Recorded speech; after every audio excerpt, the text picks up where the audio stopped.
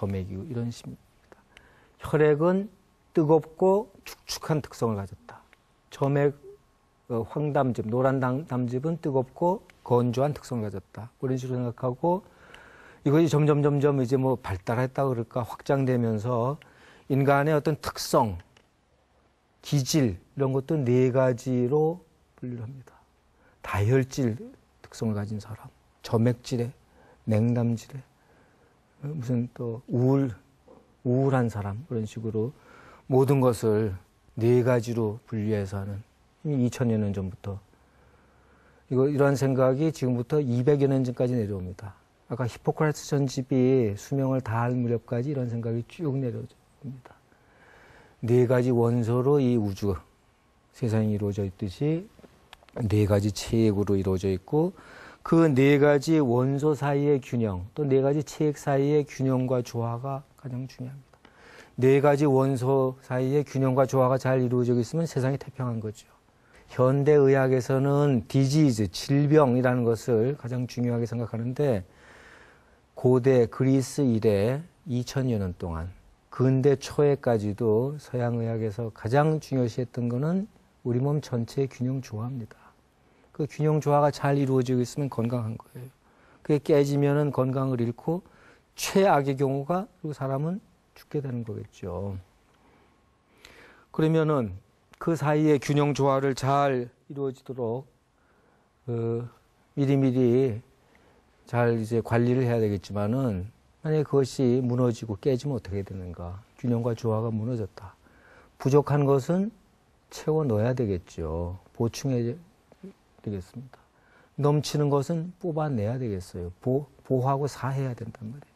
이치가 되지 맞죠? 그렇죠? 부족한 것은 보충해주고 보하고 넘쳐나는 것은 너무 많은 건 뽑아내야지 원래 상태로 돌아가고 균형과 조화가 유지가 되겠죠. 구체적으로 어떻게 할 것이냐? 혈액이 부족하다고 진단이 내려지면은 혈액을 만들어내는 음식물을 섭취하게 됩니다. 좀 더 빠른 효과를 기대한다면은 그러한 빠른 효과를 나타내는 약이라면 약초지요. 동물성, 광물성 약도 들어있지만은 약이라면 약초. 서양에서도 19세기까지는 약이면 약초입니다. 약초. 기본적으로. 약초. 오늘날 우리가 약국에서 사 먹는 그런 약이라는 거는 20세기 들어와서 얘기고 19세기까지는 약초입니다. 약초. 많은 경우에는 혈액이 많다. 사혈, 피를 갖다가 뽑아야 되겠죠. 오늘날의 의사 보면 이거 수요를 해줘야 될 텐데 근데 그게 아니에요. 판단 기준이 다르고 원리가 다르단 말이죠. 사혈을 해요. 점액이 많다. 우리 토할 때 보면 끈적끈적한 성분, 이게 점액이죠. 그 당시도 구토를 시키는 그런 약초가 있거든요. 먹여서 구토시키고 설사를 일부러 이렇게 해요. 그래서 점액을 뽑아내요. 그래서 원래 상태대로 이제 돌아왔다. 건강을 되찾았구나. 그런 원리입니다. 현대의학의 원리와 전혀 다릅니다. 200년 전까지 서양에서도 이런 원리가 서양을 지배했던 그런 의학의 원리입니다. 현대의학하고는 달라도 너무나 다르죠. 오히려 히포크라테스 의학은 현대의학과 공통점보다는 한의학, 구체적으로 많은 차이가 있지만은 음과 양의 조화, 이걸 제일 중요한 걸로 생각하는 그런 관점하고 아주 많이 닮아 있죠. 사혈. 고대 그리스 시대에 그 도자기 병에 그려져 있는 그림입니다. 사혈한 피를 뽑는, 정맥을 갖다가 잘라내고 피를 뽑는. 이건 어디에서 사혈하는가? 사혈점을 나타내는 겁니다. 아무 데서나 사혈하는 게 아니에요. 사혈점 표시한 거고. 이거는 1860년대 사진입니다. 지금부터 150년 전의 사진인데 사혈을 하는 사진입니다. 그때는 이미 거의 사용하지 않았지만 사혈을 그때까지 근데 150년 전까지 사용을 했습니다. 이제 마지막 흔적이 이제 사라지는 그런 과정이죠.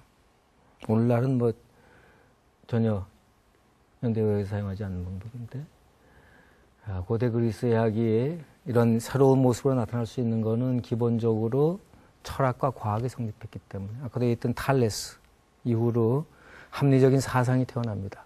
그 전까지는 모든 것을 신의 뜻으로 해석을 하다가 이제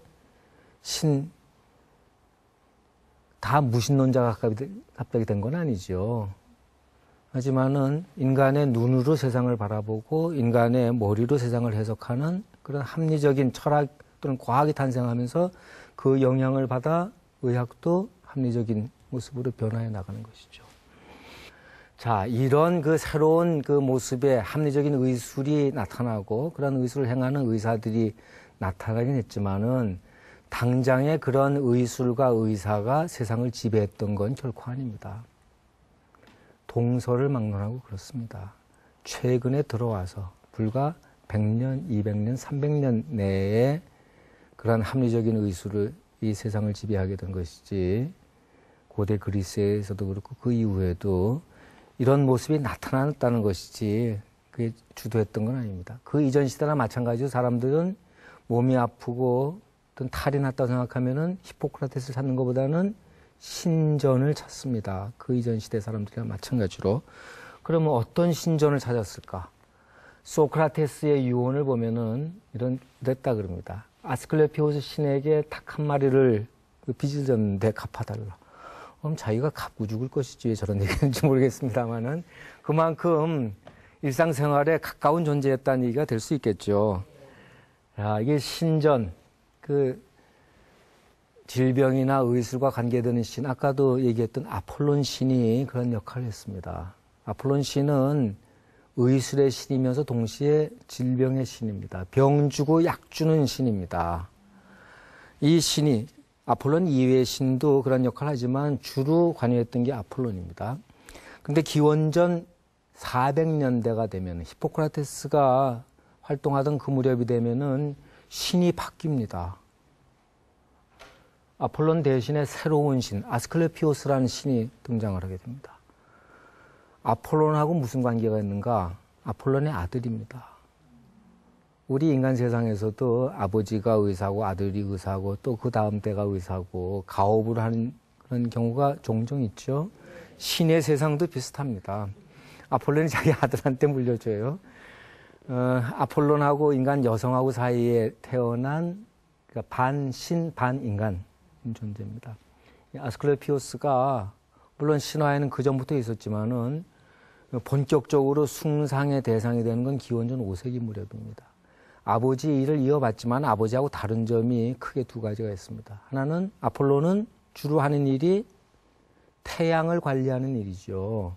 그런 주업이 따로 있고 그냥 나머지 시간에 병을 내리든지 병을 치료하든지 그런 일을 했는데 아스클레피오스는 전문적